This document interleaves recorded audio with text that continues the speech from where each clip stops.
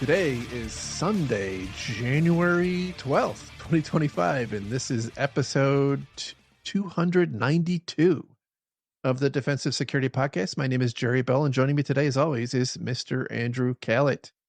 Good afternoon, Jerry. Did you survive Atlanta's mini winter snowpocalypse? Oh my goodness. Yeah, that was crazy. I don't think I've actually, other than like walking the dog on ice, which is not a fun experience, by the way. I haven't really been out of the house since I don't know when. Thursday. And for those, I'm sure many will make fun of us, but for those who, don't live in the South, if a southern city like Atlanta gets a bit of snow or ice, it just shuts everything down because we just don't have the facility to deal with it. So yeah, and we're both, by the way, we're both from the north, and so like we're both pretty experienced driving in snow, and that's not the problem. The problem is the hills and everybody else.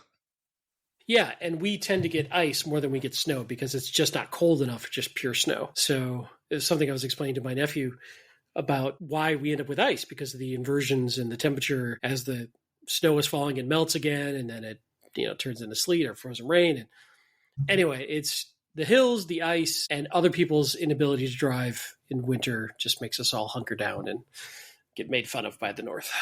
And it's hell on the trees too, because the freezing rain ends up taking down a lot of trees, and so we end up with lots of power outages and whatnot. So exciting times. And I also survived my experience giving a presentation at ISACA in Raleigh. That was also nice, also quite fun. I'm going to be recording a separate version of that and posting it on our YouTube channel, so look forward to that soon. You're also available for like child's birthday parties, right? You give a good talk on privacy and InfoSec for like your sweet spot is like 3 to 8 year olds, I think. And I also, while I'm talking about privacy and security, I will do balloon animals and llamas, I'm assuming. What other kind of animals are there? I'm glad it went well. I'm glad you weren't, yanked off the stage by a big hook. There were no tomatoes. So great crowd, really interesting discussion, and I hope people liked it. And if you were there and listened to it and listened to the show, it was great to meet you, and hope to see you again soon. So a reminder that the thoughts and opinions are ours and not those of our employers. And then also another reminder that we appreciate our Patreon donors. Thank you very much. And we will, at some point very soon now, I don't know exactly when, get on the rewards for our donors. Some may call them rewards. Some may call them punishments. I don't know. We'll see. We'll see how it goes. Yes, I promise there won't be feet pics involved. Oh, we just lost half our audience. All right. Our first story for today comes from Bleeping Computer, and the title here is Fake LDAP Nightmare Exploit on GitHub Spreads Info Stealer Malware. So yet again, we have an example of a proof of concept that is not actually proof of concept for a vulnerability. It's actually a piece of malware that purports to be a proof of concept for what appeared to be a very significant and very severe vulnerability in LDAP. But as it turns out, there actually, as far as I can tell, there isn't a proof of concept for the remote code execution vulnerability. This proof of concept was applicable to a CVE that was actually for denial of service vulnerability, but there was a blog post written by a security company that kind of got them backwards, and apparently the threat actor here just rode the wave, and apparently some number of security researchers downloaded and ran this packaged executable that spawned a PowerShell script that created a scheduled task that packaged up some information about the system it was running on and uploaded it to an FTP server. So, unless there's something more to it, it's probably not the worst attack or worst malware I've ever seen. But I think it's a good example that, and I have seen it, I have done it in the aftermath of a severe vulnerability. Everybody likes to go see, kick the tires on it. Are we vulnerable? How bad is it? And so things like this, I think, tend to be pretty effective with security people. And so it really points out that we have to not let our guard down.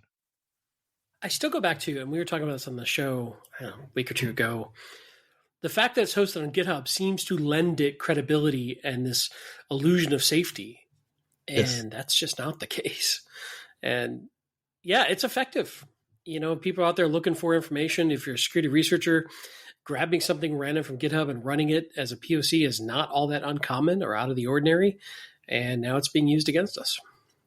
Yeah, and I'm left wondering if this was some kind of telemetry gathering exercise, like to figure out how many people would do it. Part of me thinks there's going to be some security researcher giving a presentation at DEF CON or some security conference about how many gullible security people there are. But on the other hand, it could be the lead into some other sort of attack against security people based on the information that they collected. So stay frosty, they say.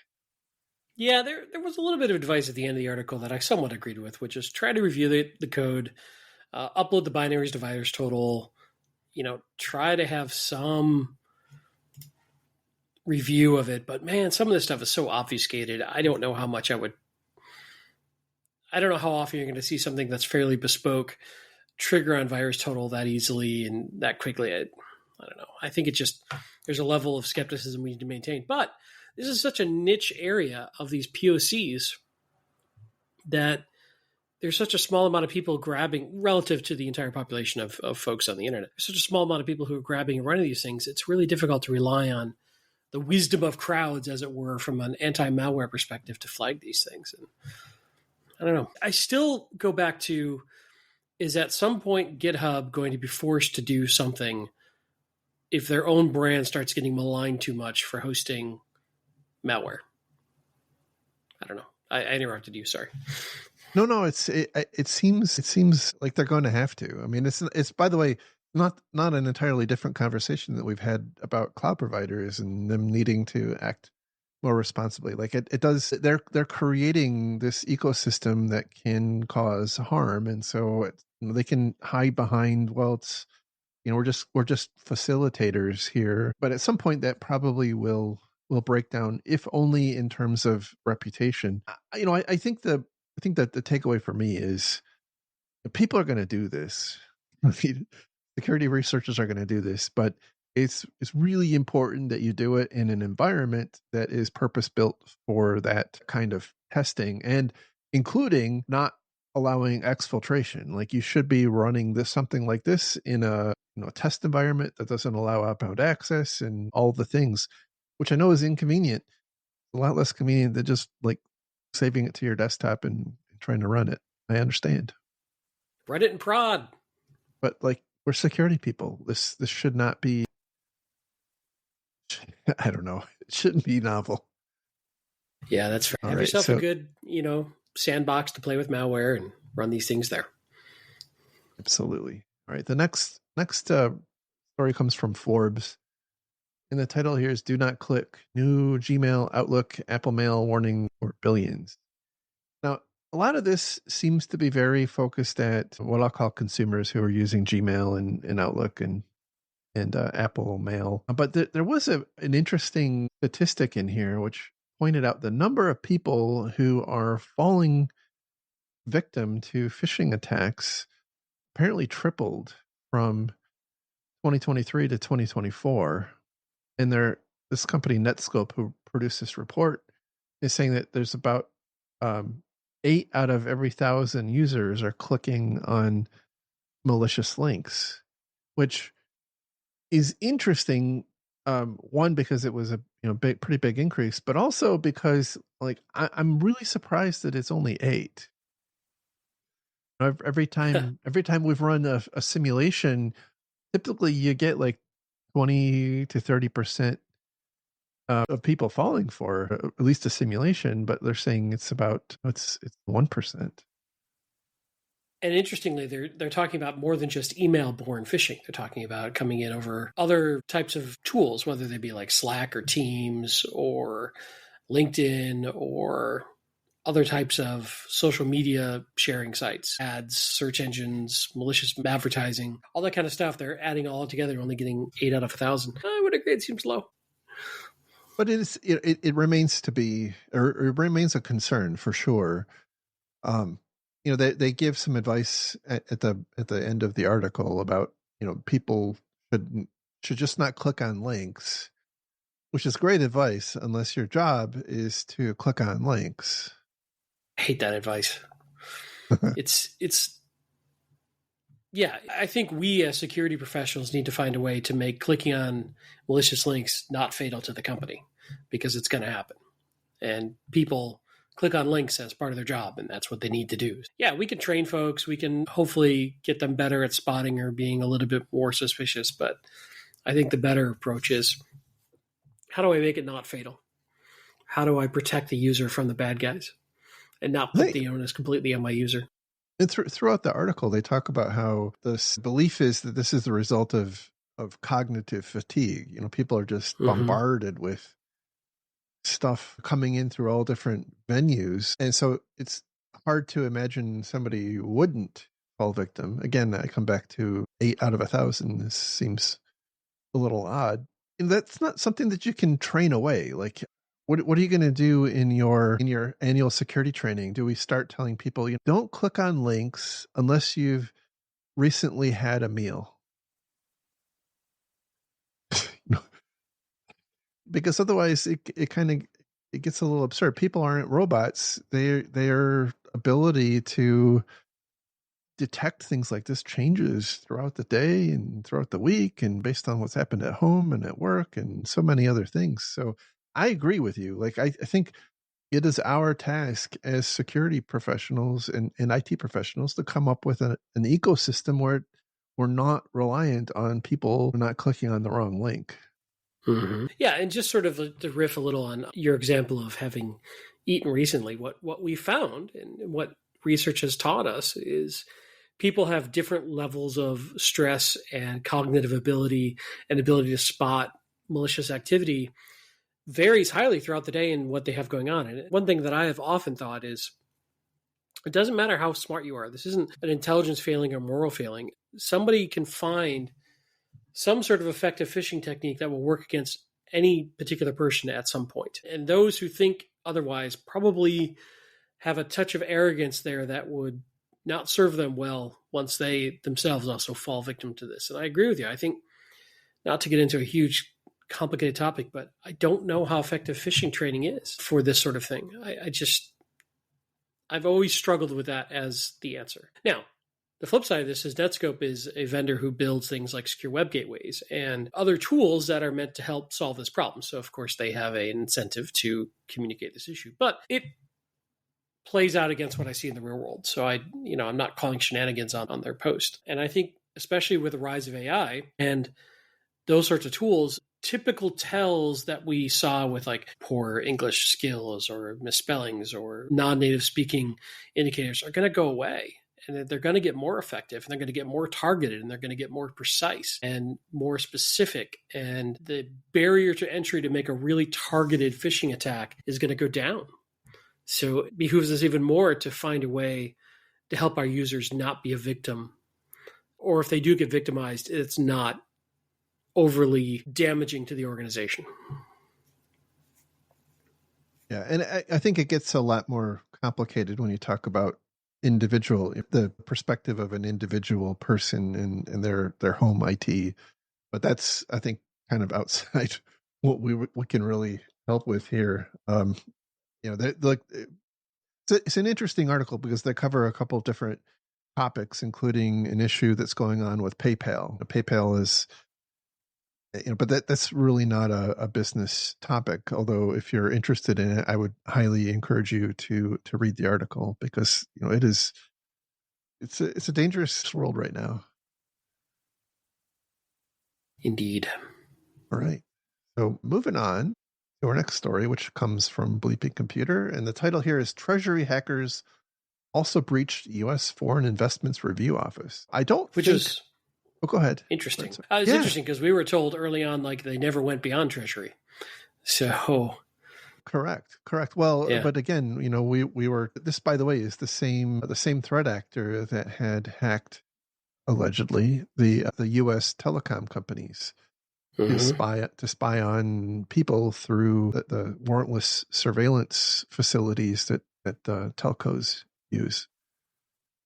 Which by the way, as a reminder, prompted the U.S. government to encourage people to use encrypted methods of communications, which is really, really bizarre. So the threat actor here is, I think it's called Silky Spittoon or something like that. It's allegedly a Chinese state-backed For the record, master. it's Silk Typhoon. But I agree with you. It Oh, shouldn't be such a cool name. As I go back to our previous show, I think we need to call these people like Weeping Corpuscle Cyst Creator. Silky Spittoon was the best I could come up with on the spot. So, Mother-in-law's Meatloaf Surprise Threat Actor. that might not translate well into all cultures. I'm thinking that some may say, "Well, that's a That's good fair. thing." So, Yeah.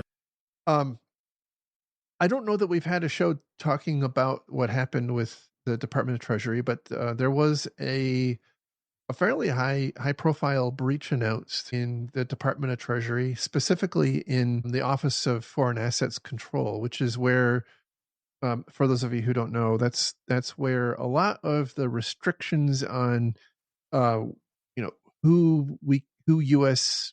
entities are allowed to do business with outside of the U.S. So things like enforcing um, embargoes and um, denied parties. So people that you're not... specific entities and people that you're not allowed to do business with.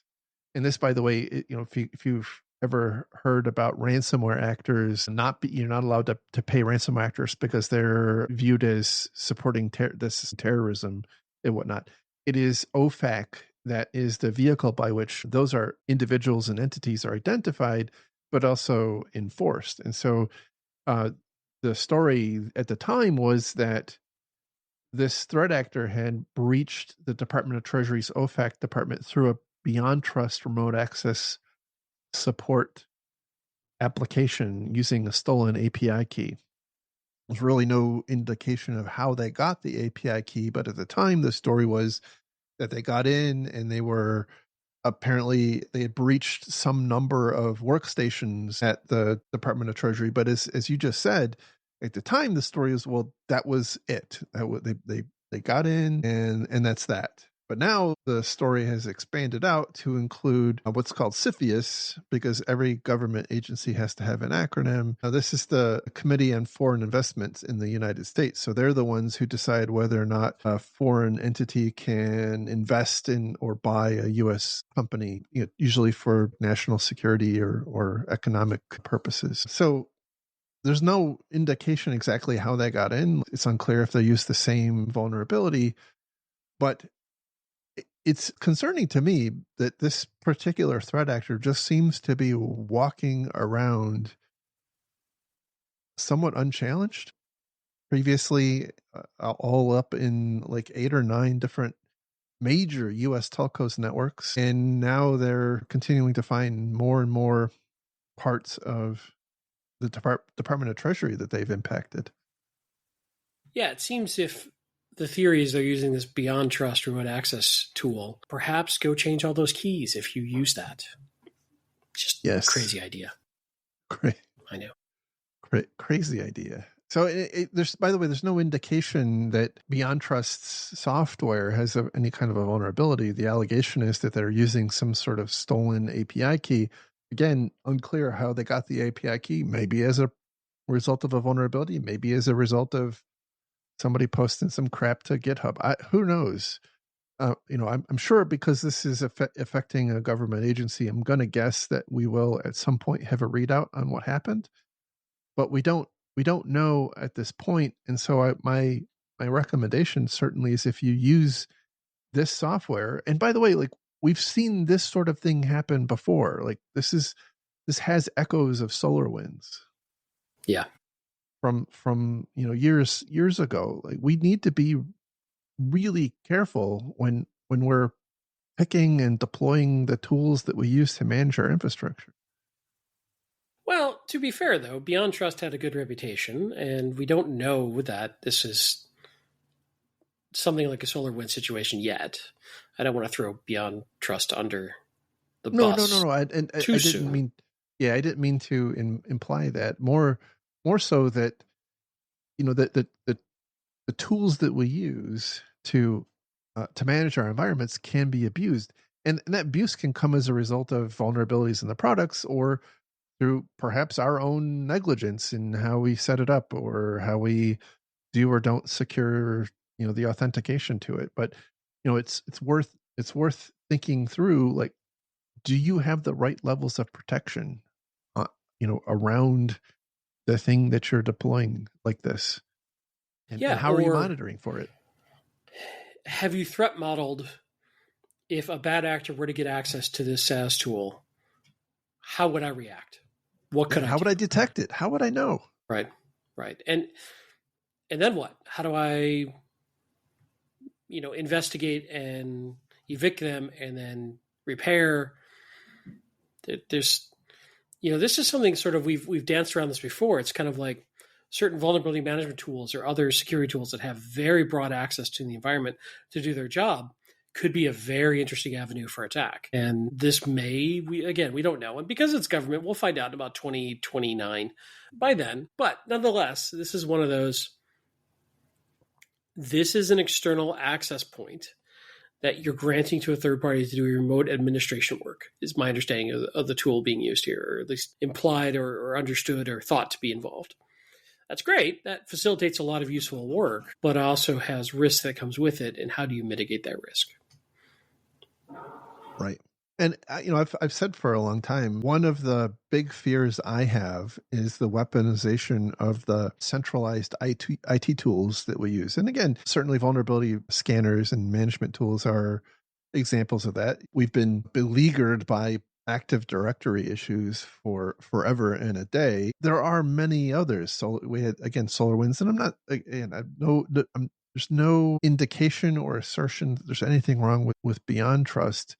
I think my point is that I think this is one of the next horizons of attack targets. And we're also seeing it in firewalls. Like that actors are having a lot of success in attacking firewalls. And so they are going to continue. We're going to see more and more and more because it works. And so I think we're going to start seeing more attacks on these infrastructure management tools. Sometimes it'll be the result of a vulnerability. Sometimes it'll be the result of the supply chain for that tooling got hacked and taken over, kind of like we saw with SolarWinds. And sometimes it's going to be like the case with lots of tools like Jenkins and others. People are just deploying them in insecure ways, combined with the periodic vulnerability. So you mentioned this is one of your big fears. How does that rank against like clowns? Clowns are pretty scary. I don't know. I think clowns might still be more concerning. Okay, just wanted to be sure. We'll check in periodically on how this ranks Yeah. against your clown fear. Yeah. Well, I mean, look, I'm unemployed, and so I don't have to worry too much about central management servers. But there could be a clown in any storm drain at any time. Could be one in your closet right now.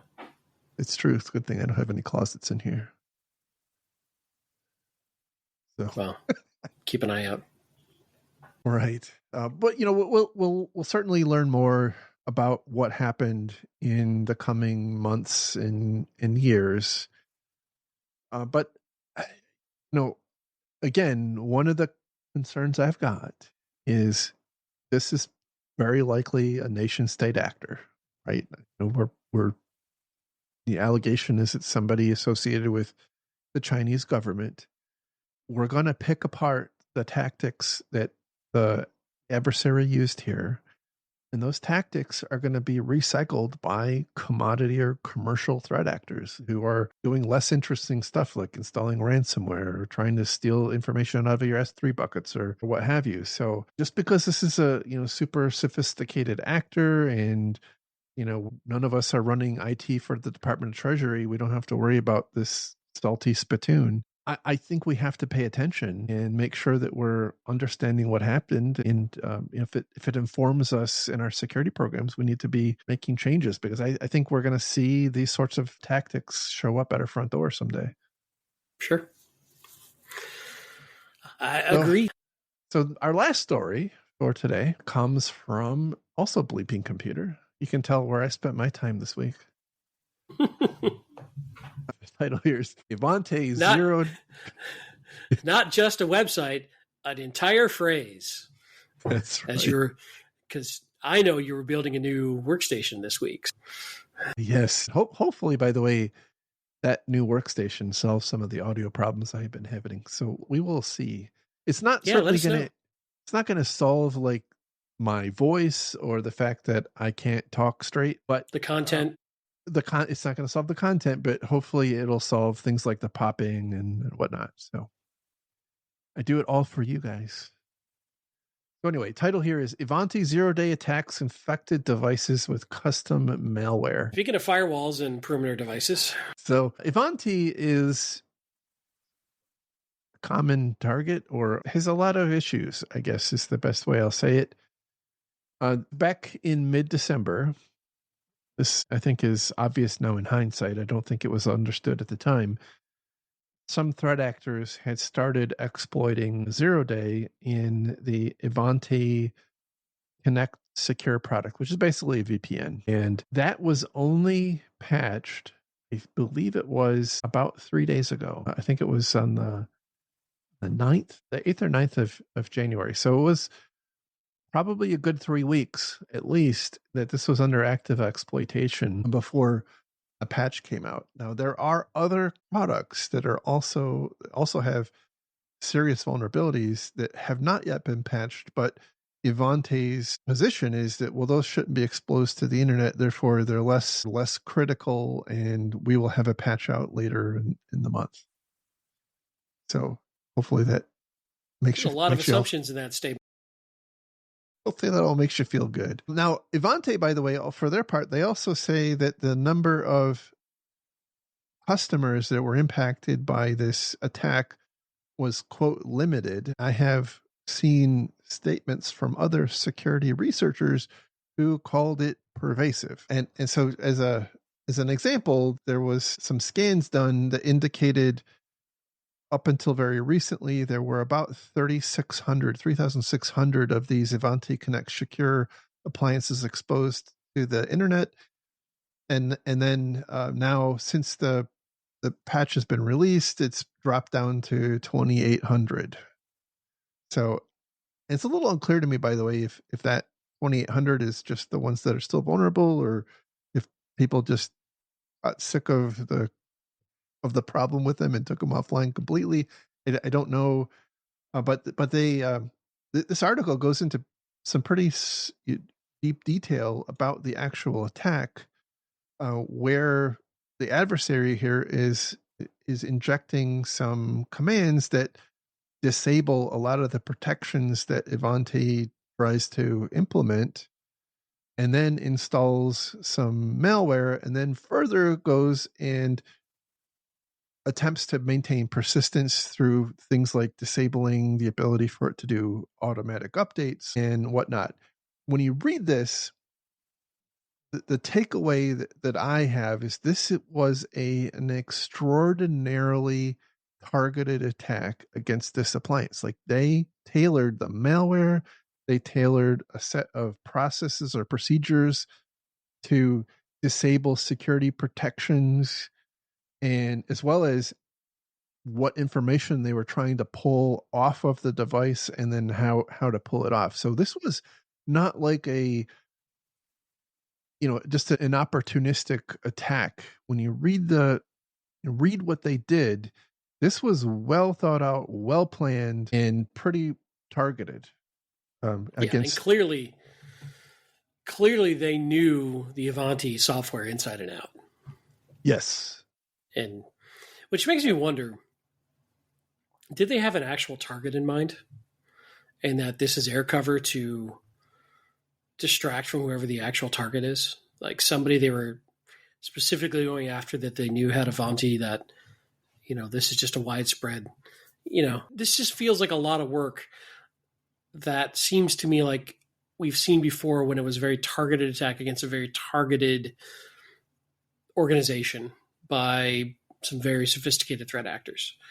To go to this level of targeted attack, post-exploit sort of activities, I don't know, it just feels pretty sophisticated, pretty purposeful, and it didn't feel like something you'd see just in a widespread exploitation spray and pray.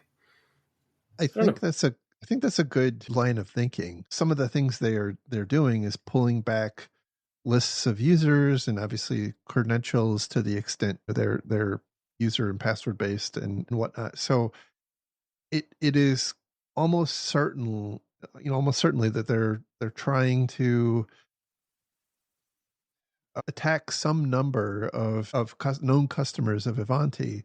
Now, whether this turns out to be like the first step in a massive, ransomware attack, where this is like the first step, or whether, that this was just them again hiding, creating a smoke screen to go after the one or two or three actual intended targets. That's a little unclear, and it's certainly not discussed here in the story, but I think that's certainly a strong possibility. Well, given the tactics, it appears that this is step one of something larger for yes, some target. Correct. Correct. But it's certainly not been a good month for Ivanti. That's for sure. No, it's not been a good year or a good decade. I mean, look, I don't know what to say. They have problems. I asked this question on Mastodon. Like, what is the average Ivanti customer feeling like when they go to renew their maintenance? Are they feeling good? Are they feeling like they need to move? Are they getting a good deal to renew? Like, I know that it's a pain in the ass to move and migrate, but like, how many times do you have to get burned? Well, at some point, all the holes will be fixed. Look at all the free auditing they're getting right now. This is an amazingly effective bug bounty program, you might say. It's true. And then I guess if you're a customer and you do get breached, like you suddenly get a chance to refresh all of your IT. Like, I'm just trying to look for the win-win here. I'm just trying to find the silver lining. But to your point, it is usually non-trivial to migrate a perimeter device like this. And I bet a lot of these departments, whether it's being run by their networking or IT or security departments, probably would love to migrate away from something like this, but it's usually a long cycle to do so for a large organization. It's not easy. On the other side, I'm gonna to play the other side for a second. It looks like, again, from reading this, notwithstanding the fact that the adversary here was able to walk through the appliance pretty easily, they appear like they were trying to do some meaningful security. They were using SE Linux. They have some integrity checking capabilities. So in fact, one of the things that made this even more focused the point that this wasn't a targeted attack was, their integrity checking software looks at file hashes, and this malware was, as it was replacing files, was actually recalculating file hashes so that the integrity checking software would not detect that the file had been inappropriately modified. So again, I don't think it's that Ivanti has terrible ideas. They were clearly trying to make some steps in the right direction, but as their history has shown, they've got a lot of work to do on the security of their product. Hopefully and the rest of the industry is getting some good lessons learned, and they will use this opportunity to tighten up their secure coding practices.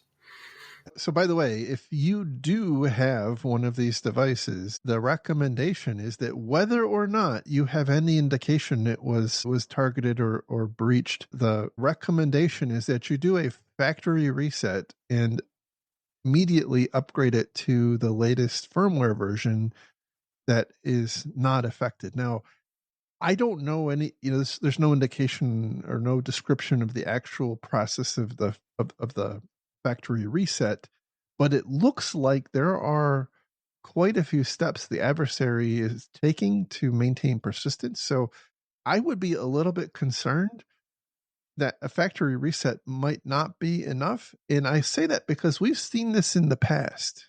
I can't remember if it was, I think it was Palo Alto firewalls, perhaps a year, 18 months, Yeah, 2 years ago. that rings a bell. Don't quote me on it, but yeah, I think the ultimate advice was just chuck them, Yeah, like where yank them. they there was a vulnerability that was being exploited, and they came up with some guidance on how to close it, and then they later came back and said, well, that doesn't actually fix it, and here's some new guidance. And after like the third or fourth iteration, they're like, just send them back to us and we'll send you new ones.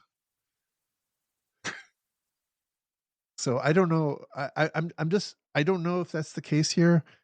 I was running a shop that had Palo Altos at the time, so I'm a little gun shy about this, and so I'm a little little sensitive to this sort of thing. But like that would be my concern. If I were an Ivanti customer, I'd be on the phone with them saying like, "Are you sure?" Right. How do I know? But hey, that's a good threat modeling exercise of how would you detect persistence being maintained on this device. Right. Yeah. I have had in the past. I won't name the manufacturer of the device or where this happened, but I had we had a VPN appliance that had a critical vulnerability and no indication that it had been exploited because we actually had responsibly implemented it. But we were concerned. And unfortunately, the vendor for this device doesn't provide any facility for you to get into it. They literally required you to actually send the device back to them. They even didn't have a way themselves to actually get into it. So we actually used the vulnerability, which was a remote code execution vulnerability, to break into the device to see if it had been compromised, obviously before we did. And fortunately we found that it hadn't been. But this is, I think, a challenging situation as a consumer of these kind of black box appliances where you don't necessarily know. And the unfortunate part, by the way, is that they're usually like super important. You can't afford for like your firewall or your VPN concentrator to be down. Like you can't just like ship it somewhere else, and your business is probably down. And you could say, well, we have redundancy, like they're in an HA pair. Well, that's awesome, but both got compromised at the same time, or are in the same, Schrodinger's hack. Like you don't know if they were hacked or not, and so you're going to leave it there. Right. I Or are you don't going know. to swap out to an entire new vendor rapidly that you've never worked with before, getting your team up to speed? Like, that's a non trivial thing in a complicated environment. Potentially making more mistakes that create new Right, exposures. right. So, what I'm really hearing is that you used the 0 day to get in and just voided your warranty. And, I had a conversation with the CEO of that company. So there was no warranty voiding going on. They knew my position. they send you a free t shirt. No, they did not. Sadly, I missing my cats because once again we're Aw. ending on a bad note, and Hmm. I don't have a happy cat to show everybody. So, but hey, look, this is a tough industry. We don't work in here because we think it's easy. We Not anymore. I we was work here because misled. we work in this industry because it pays well and it causes us Some of us, to lose hair. for the record, some of us work in this industry, and some of us are just partially retired unemployed bums. pontificating about the industry. I was just thinking, I am like the Joe Rogan of InfoSec. Perfect analogy, if you ask me. Well, I have unqualified opinions, I guess. That's really what I meant. Wow. Send your hate mail to Jerry at defensivesecurity.com. That's right. You're gonna get the Rogan Bros after us, man. Probably so, but that's okay. Okay. No, pick at the podcast. That's fine. It's like all exposure is good exposure, right? That's right. Controversy sells. No, nobody's still listening anyway. You think they started listening at some point? That's impressive of you. They listened to the opening music and then turned it off. Very optimistic. That's kind of what our stats tell us. All right. So anyway, that is the show for today. I hope you found this useful. Hey, let's do some cross promotion. What's coming up on Getting Defensive? So on Getting Defensive, we are going to be releasing, she is the lead cryptographer for Google. Her name is Sophie. She talks us through quantum safe cryptography and where that helps and where it doesn't help. It was just a fascinating discussion. So looking forward to publishing that, I think, tomorrow. I rarely felt dumber than I did during that discussion. She was super, super smart. I think, look, we've had an awesome opportunity to talk to some really smart people. So that has been quite interesting. And, I think that show is still kind of finding the audience, which is why we kind of cross-promote a bit, because there's been some really cool discussions that I thought were really useful and a lot more interesting than you and I just pretending to know what we're talking about. We actually have people who do. True. It's true. And by the way, we are very open to hearing about ideas for guests. So if you have any ideas for that show, who you'd like to hear from, let us know and we'll see if we can get them on the show. Indeed. And also, if you yourself are doing something cool in the industry and would like to talk about it, let us know. Can't guarantee that we'll pick you, but we'll consider it. But if you do, you'll have our undying gratitude, which is worth at least 4 cents US. Yeah, we pay an exposure. Anyway, on that note, thanks everybody for listening. Hopefully you found this valuable. Yep, you can find once links. Again, go ahead. I was going to say thank you to our Patreon donors. It really helps. We don't really have any sponsors, don't have any ads, so that helps cover the costs of the show and all the various things that we're doing around it. So thank you to those folks. And if you're interested, you can find our Patreon out there. I think Google Defensive Security Patreon, right? I think that'll get them to it. And that's right. Always very thankful for those folks. Thank you very much. You can find links to the stories we talked about today on our website at Defensive Security, as well as all of our back episodes. We do have links to the video version of the podcast. If you're listening to this in audio and want to see what our ugly mugs look like, you can actually do that now. We are also we're also releasing the segments that we talk about. So each individual story is appearing now in a playlist. So if you don't want to hear the beginning and the end, you just want to hear the meat, you can do that, but that's only available on YouTube. So, and then you can follow me on social media. I'm at Jerry at infosec.exchange on the amazing and wonderful Mastodon instance that is in infosec.exchange. I don't even know who runs that thing. It's so awesome. It's such a great place. Selfless, amazing hero to the Fediverse, I'm told. That person must just be just an amazing person. And humble, good looking, friend to cats. Yeah.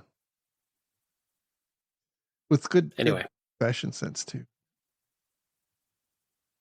You can also find me. I'm still lurking around the Twitter world, X as they call it, at Lerg, L-E-R-G, and also on the aforementioned infosec.exchange, at Lerg, L-E-R-G. All right, everybody. Thanks again. We'll talk again next week, and you will you'll also hear our awesome interview with Sophie tomorrow. So look forward to that. Take care. Have a great week. Bye.